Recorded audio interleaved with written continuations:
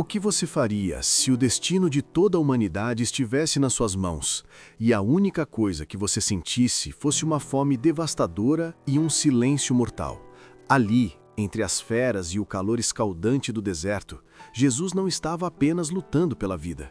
Ele estava em uma guerra invisível contra o príncipe das trevas, para decidir se você e eu teríamos uma chance de sermos livres. O deserto não foi um acidente. Foi o campo de batalha onde a restauração do mundo começou. O Espírito ainda repousava sobre Jesus quando ele deixou o Jordão. O mesmo poder que o confirmara como filho amado, agora o conduzia para o silêncio áspero do deserto. E Jesus, cheio do Espírito Santo, voltou do Jordão e foi levado pelo Espírito ao deserto. Lucas 4:1. Não houve hesitação, nem fuga, nem atraso. Marcos registra com peso e urgência.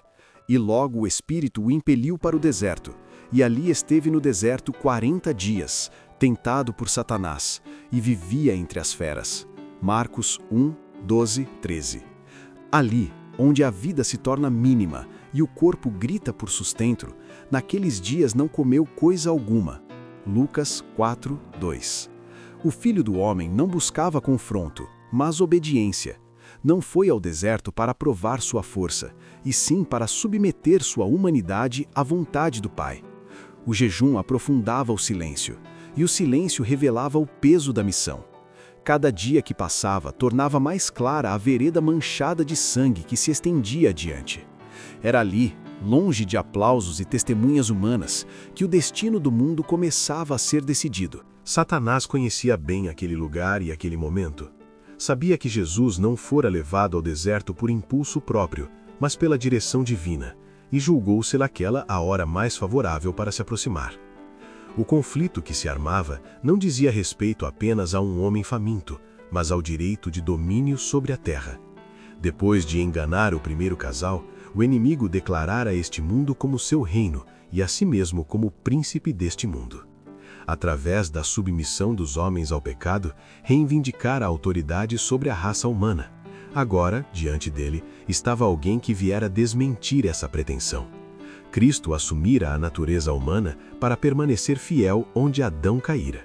Se resistisse, provaria que o domínio de Satanás não era absoluto e que sua soberania era uma mentira sustentada pelo engano.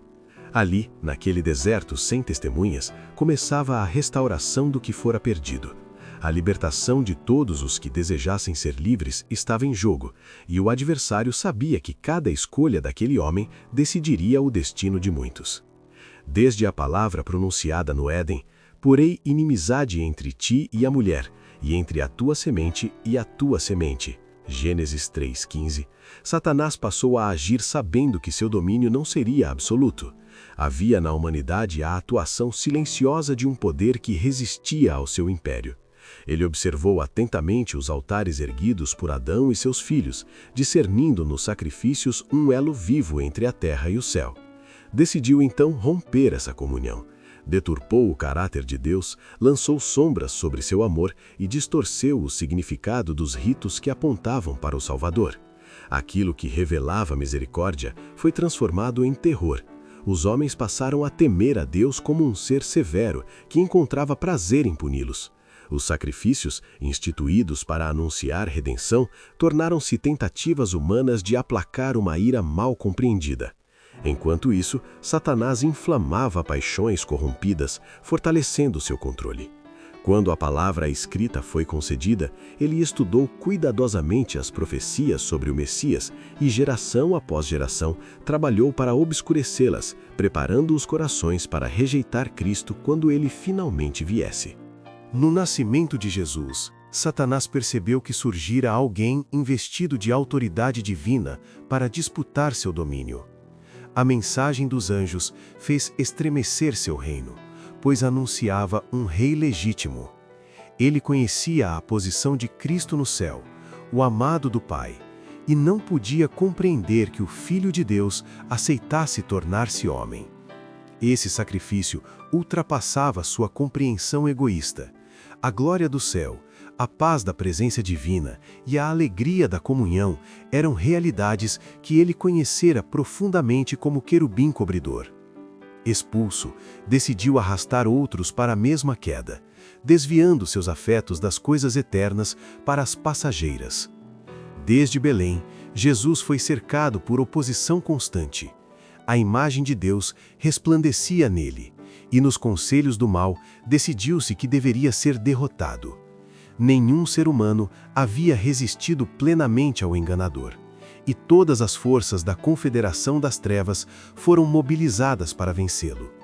Assim, a batalha que agora se intensificava no deserto era a culminação de um conflito antigo, silencioso e decisivo para o destino da humanidade.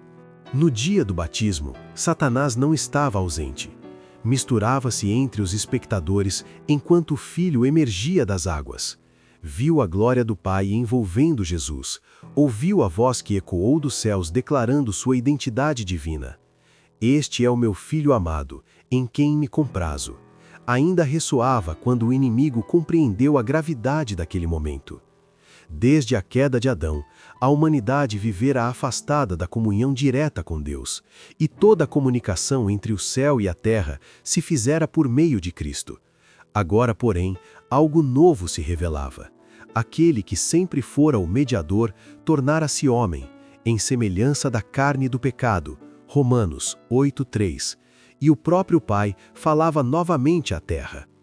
Satanás esperara que o pecado tivesse criado separação definitiva entre Deus e os homens. Mas ali, diante de seus olhos, tornava-se evidente que a ligação fora restaurada. O céu não estava fechado. A esperança que ele julgava sepultada levantava-se viva, envolta em luz e autoridade. Naquele instante, Satanás compreendeu que não havia meio termo.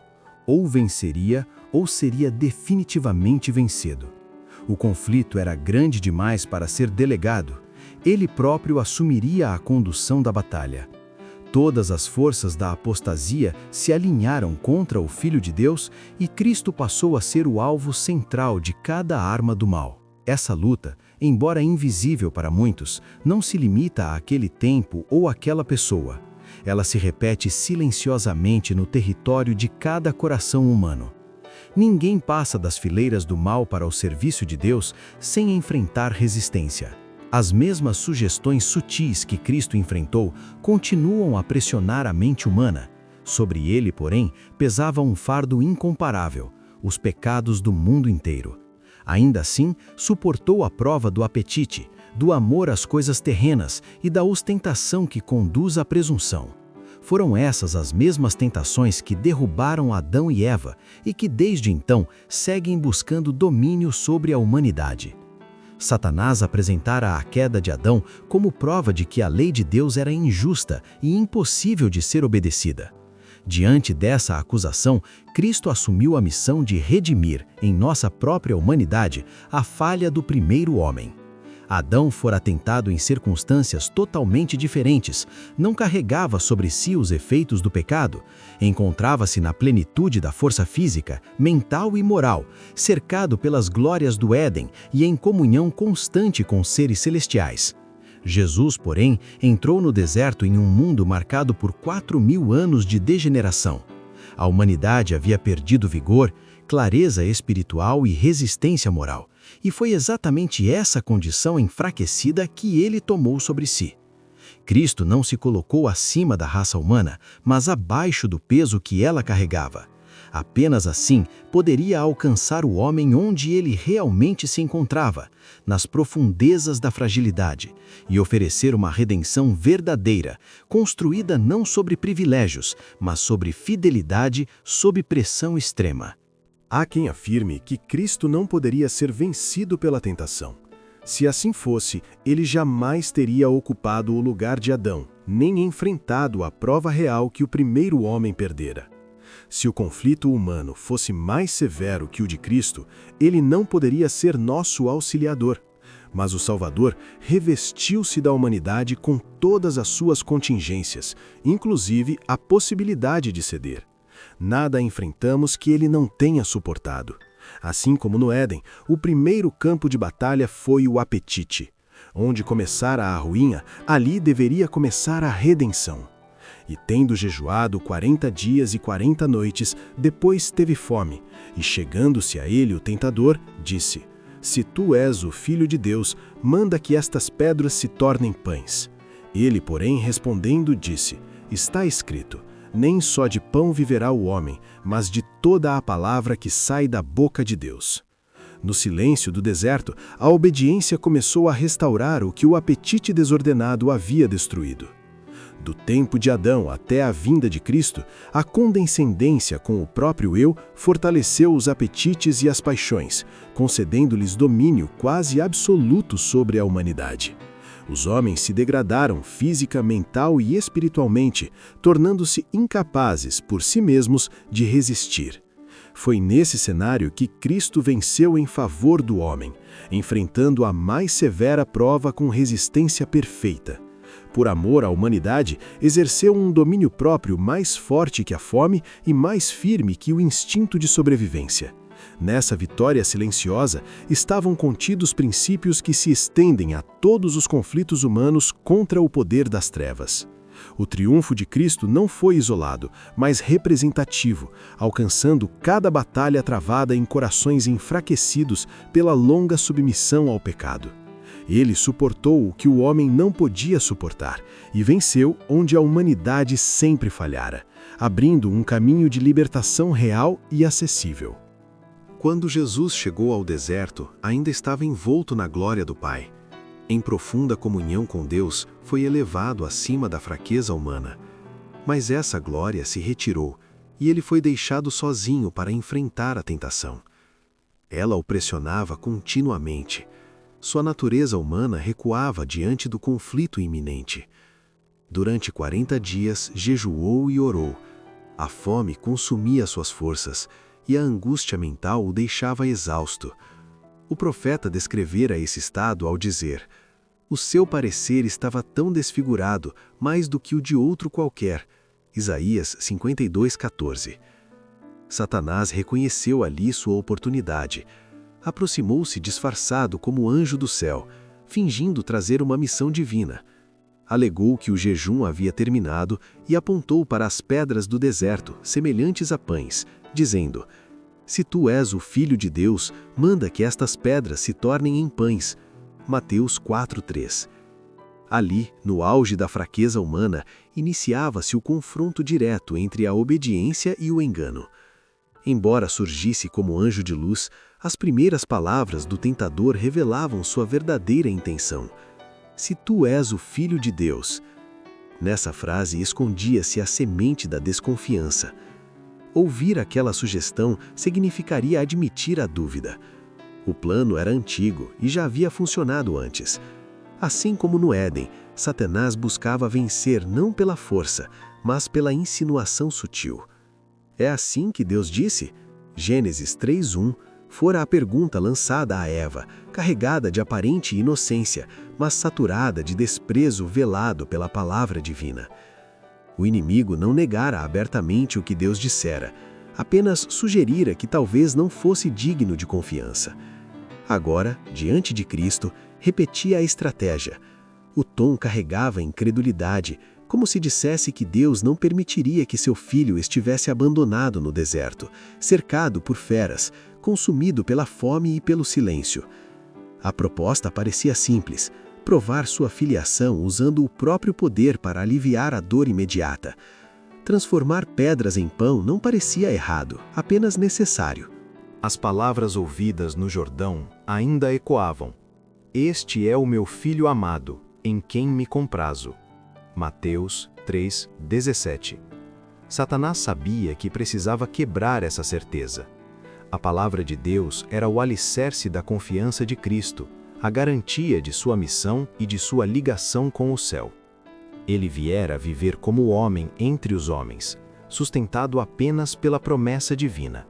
Se essa confiança fosse abalada, a vitória do inimigo estaria assegurada.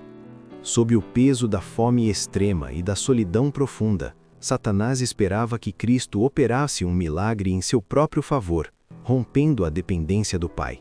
Se o fizesse, o plano da redenção estaria comprometido. O conflito não girava em torno de pão, mas de confiança. A decisão silenciosa que Cristo tomaria naquele instante definiria se a humanidade teria ou não um Salvador fiel até o fim.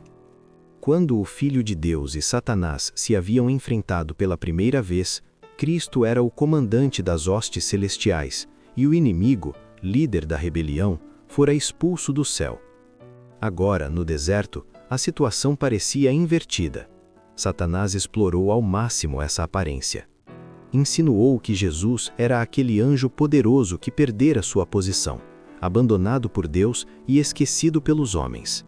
A figura enfraquecida de Cristo, marcada pela fome e pelo isolamento, parecia confirmar essa mentira. Para o tentador, um ser verdadeiramente divino deveria provar sua origem por meio de poder visível. Se tu és o Filho de Deus, manda que estas pedras se tornem em pães. Mateus 4:3. Para Satanás, um único ato criador encerraria a disputa. Mas a exigência não buscava verdade, e sim submissão. O conflito não girava em torno de identidade, mas de autoridade. Ao sugerir o milagre, o inimigo pretendia colocar Cristo sob sua própria condição, forçando-o a agir fora da vontade do Pai e, assim, quebrar o princípio que sustentava o plano da redenção. Não foi sem luta que Jesus permaneceu em silêncio diante do arqui-enganador. Ainda assim, não devia provar sua divindade a Satanás, nem justificar sua humilhação. Atender às exigências do rebelde não traria glória a Deus nem salvação ao homem. Se Cristo cedesse, o inimigo pediria ainda mais sinais, pois a rebelião jamais se satisfaz com provas. Jesus não usaria poder divino em benefício próprio. Viera enfrentar a prova como cada ser humano deve enfrentá-la, vivendo pela fé e pela submissão. Em toda a sua vida terrestre, nunca operou um milagre em seu favor. Todas as suas obras foram para o bem de outros. Reconhecendo Satanás desde o princípio, não entrou em debate. Sustentado pela lembrança da voz do céu, descansou no amor do Pai. Está escrito. Mateus 4:4. Respondeu ele. Em cada tentação, sua arma foi a palavra de Deus. Uma confiança inabalável no "assim diz o Senhor" mostrou-se mais poderosa que qualquer milagre. E enquanto Cristo permaneceu nessa posição, o tentador não obteve vantagem alguma. Era nos momentos de maior exaustão que as tentações mais cruéis se lançavam contra Cristo. Assim, Satanás sempre calculou sua vantagem. Fora deste modo que obtivera vitórias repetidas sobre a humanidade. Quando a resistência enfraquecia, a vontade se cansava e a fé deixava de repousar firmemente em Deus. Até os mais fiéis sucumbiam. Moisés suportara 40 anos de liderança pesada, carregando um povo obstinado, e exatamente no limiar da terra prometida, permitiu que sua confiança se afastasse, ainda que por um instante, do poder infinito. Elias, que enfrentara Acabe, desafiou toda uma nação e permanecera firme diante de 450 profetas de Baal, depois do triunfo no Carmelo, quando o fogo do céu confirmou quem era o verdadeiro Deus, fugiu exausto diante das ameaças de Jezabel. O adversário não mudou sua estratégia. Ele não ataca apenas na força, mas espera o cansaço, o isolamento e o desgaste interior, quando até a fé mais provada parece vacilar. Assim tem Satanás operado através dos séculos, explorando as fragilidades humanas. Sempre que alguém se vê cercado por nuvens, confuso pelas circunstâncias, oprimido pela pobreza ou esmagado pela dor, o tentador se aproxima. Ele ataca os pontos mais sensíveis do caráter, buscando minar a confiança em Deus. Insinua que, se Deus realmente amasse, tais condições não existiriam. A dúvida cresce, o amor divino é questionado e a fé começa a se soltar do seu fundamento. Muitas vezes, o inimigo se aproxima como fez com Cristo, apontando fraquezas, limitações e sofrimentos, tentando convencer a alma de que foi abandonada. Seu objetivo é romper a ligação com Deus, pois uma vez quebrada essa comunhão, a derrota parece certa. Quando se dialoga com a tentação, concede-se vantagem ao adversário. A segurança está em resistir como Cristo resistiu, sem negociar, sem ceder espaço, permanecendo firmemente ancorado na confiança absoluta em Deus. Quando Cristo respondeu ao tentador, nem só de pão viverá o homem, mas de toda palavra que sai da boca de Deus, Mateus 4:4, ele trouxe àquele momento solitário a memória viva do que fora declarado a Israel mais de 1400 anos antes. O Senhor teu Deus te guiou no deserto estes 40 anos, e te deixou ter fome, e te sustentou com o maná, para te dar a entender que o homem não viverá só de pão, mas de tudo o que sai da boca do Senhor. Deuteronômio 8:2-3. No deserto antigo, quando todo recurso humano falhara, Deus abrira o céu e sustentara seu povo dia após dia. Aquela experiência fora uma lição de dependência absoluta. Agora, o próprio autor dessa lição a vivia em carne humana. O mesmo Deus que sustentara Israel ainda governava o tempo e a provisão. Jesus não buscaria alívio fora da vontade divina. Permanecia no deserto por obediência e aguardaria o socorro no tempo determinado pelo Pai. Diante do universo atento, declarou em silêncio que nenhuma fome, nenhuma dor, nenhuma perda é maior do que afastar-se, ainda que minimamente, da vontade de Deus. A mesma verdade ecoa na experiência de todo aquele que segue a Cristo. Há momentos em que a fidelidade parece entrar em conflito direto com a sobrevivência, quando obedecer a Deus parece ameaçar a segurança material. É então que a tentação se apresenta com voz persuasiva, sugerindo concessões, atalhos e pequenas renúncias à consciência. Mas a palavra permanece firme. Buscai primeiro o reino de Deus e a sua justiça, e todas estas coisas vos serão acrescentadas. Mateus 6:33. A vida não se sustenta apenas pelo que alimenta o corpo, mas pelo que mantém a alma ligada ao céu. Quando se aprende a confiar na palavra de Deus como sustentação real, as sugestões do inimigo perdem sua força. A questão decisiva deixa de ser como preservar a vida e passa a ser qual é o mandamento de Deus e qual é a sua promessa. Conhecendo ambos, a obediência se torna o caminho e a confiança o descanso. Na última grande batalha do conflito entre Cristo e Satanás, os que permanecerem leais a Deus experimentarão a mesma prova de confiança enfrentada pelo Salvador no deserto. Todo o apoio terreno lhe será retirado. Por se recusarem a violar a lei divina em submissão a poderes humanos, ninguém poderá comprar ou vender, e por fim será decretada a morte contra eles. Apocalipse 13:11-17. A pressão será absoluta, e a tentação insistirá em convencer que obedecer a Deus significa perder a própria vida. Mas a palavra que sustentou Cristo sustentará também seu povo. Ao obediente foi feita a promessa: este habitará nas alturas, as fortalezas das rochas serão o seu alto refúgio. O seu pão lhe será dado, as suas águas são certas. Isaías 33:16. Essa promessa não é simbólica nem distante, ela se torna vida no tempo da privação, segurança no dia da ameaça, sustento quando toda fonte humana se esgota. Assim como no deserto antigo, quando o céu supriu o que a terra não podia oferecer, Deus mostrará que sua palavra continua sendo suficiente. Quando a fome assolar a terra e os recursos desaparecerem, os filhos de Deus não serão abandonados. A Escritura assegura: não serão envergonhados nos dias maus, e nos dias de fome se fartarão. Salmos 37:19. Essa fé, que não depende de circunstâncias visíveis, já foi expressa pelos profetas. Abacuque descreve o cenário extremo em que toda a provisão falha, mas a confiança permanece intacta. Portanto, ainda que a figueira não floresça, nem haja fruto na vide, o produto da oliveira minta, e os campos não produzam mantimento, as ovelhas da malhada sejam arrebatadas, e nos currais não haja vacas, todavia eu me alegrarei no Senhor, exultarei no Deus da minha salvação.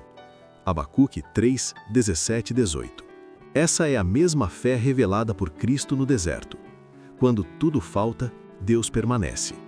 Quando tudo silencia, sua palavra ainda fala. E aqueles que aprenderam a viver não apenas de pão, mas de toda palavra que sai da boca do Senhor, permanecerão firmes até o fim. Entre todas as lições extraídas da primeira grande tentação de Nosso Senhor, nenhuma se revela mais decisiva do que aquela que trata do domínio sobre os apetites e paixões. Ao longo dos séculos, as tentações mais sedutoras não foram as que atacaram o intelecto, mas as que se dirigiram à natureza física. Foi por esse caminho que Satanás obteve seus maiores triunfos. Pela intemperança, ele enfraquece as faculdades mentais e morais concedidas por Deus como dons sagrados, tornando o ser humano incapaz de discernir as realidades eternas. A sensibilidade espiritual se embota, a consciência se confunde, e aquilo que deveria conduzir a vida passa a ser tratado com indiferença. Pela condescendência sensual, o inimigo trabalha para apagar no homem os traços da semelhança divina, substituindo a imagem de Deus por impulsos desordenados, que escravizam e degradam. Assim, o que começa como satisfação torna-se domínio, e o domínio conduz à perda da liberdade espiritual. As mesmas forças que prevaleciam no tempo do primeiro advento de Cristo voltarão a dominar o mundo com intensidade ainda maior antes de sua segunda vinda. A satisfação sem freios da inclinação natural, acompanhada de enfermidade e degradação moral, será novamente predominante. O próprio Cristo declarou que os dias finais seriam semelhantes aos que antecederam o dilúvio e aos de Sodoma e Gomorra, quando toda a imaginação dos pensamentos do coração era má continuamente. Vivemos às portas desse tempo solene. Por isso, a lição do jejum do Salvador assume urgência absoluta. Somente ao contemplar a angústia profunda que Cristo suportou no deserto, é possível compreender a gravidade da satisfação descontrolada do eu. Seu exemplo proclama, sem palavras supérfluas, que a única esperança de vida eterna está em submeter apetites e paixões à vontade de Deus. Onde essa submissão existe, há restauração. Onde ela falta, repete-se a ruína. Em nossa própria força, é impossível silenciar os clamores da natureza caída. É exatamente por esse caminho que Satanás aproxima suas tentações, explorando fraquezas herdadas e inclinando a mente à derrota. Cristo conhecia bem essa estratégia. Sabia que o inimigo viria a cada ser humano buscando enredar todos aqueles cuja confiança não estivesse firmemente ancorada em Deus. Por isso, percorreu o mesmo terreno que a humanidade teria de atravessar. Não o fez à distância, mas vivendo cada passo da luta. Assim, preparou um caminho seguro para a vitória. Não é sua vontade que o ser humano enfrente o conflito em desvantagem, nem que se deixe intimidar pelos assaltos da serpente. Suas palavras permanecem vivas. Tende bom ânimo, eu venci o mundo. João 16:33. A vitória de Cristo não foi apenas pessoal, foi representativa, oferecida como esperança real a todos os que lutam sob o peso da tentação. Aquele que combate o poder do apetite é convidado a contemplar o Salvador no deserto. E depois, no Calvário, quando em agonia declarou: "Tenho sede." João 19:28. Ele resistiu a tudo quanto é permitido ao ser humano suportar. Sua força estava na dependência total do Pai. "O Senhor Jeová me ajuda, pelo que não me confundo", declarou, e ensinou que, mesmo andando em trevas, sem luz alguma, o justo deve confiar no nome do Senhor e firmar-se em seu Deus. Isaías 50:7-10. "Vem o príncipe do mundo", disse Jesus, "e ele nada tem em mim." João 14:30. Não havia nele qualquer afinidade com o pecado. Nem por um pensamento cedeu à tentação. Essa mesma experiência se torna possível ao ser humano pela união com Cristo. Pela fé, a humanidade é ligada à divindade e o Espírito Santo fortalece o interior. A vitória se repete do mesmo modo, pela palavra. Está escrito foi a resposta do Salvador, e as grandíssimas e preciosas promessas nos são dadas para que participemos da natureza divina. 2 Pedro 1:4. Quando a tentação surge, a força não está nas circunstâncias, nem no eu, mas na palavra guardada no coração. Escondi a tua palavra no meu coração para eu não pecar contra ti. Salmos 119, 11. A vitória no deserto não foi apenas para Jesus, foi para cada um de nós, que em nossos momentos de fome, solidão e dúvida, precisamos de um Salvador que entenda a nossa dor. Se essa mensagem fortaleceu a sua fé hoje, não guarde ela só para você. Deixe o seu like para que este vídeo alcance mais corações cansados. Se inscreva no canal para continuarmos estudando juntos os passos do Mestre. E compartilhe nos comentários. Qual deserto você está enfrentando hoje com a ajuda da palavra? Muito obrigado por caminhar conosco até aqui. Que a paz que venceu o deserto esteja no seu coração. Até o próximo vídeo.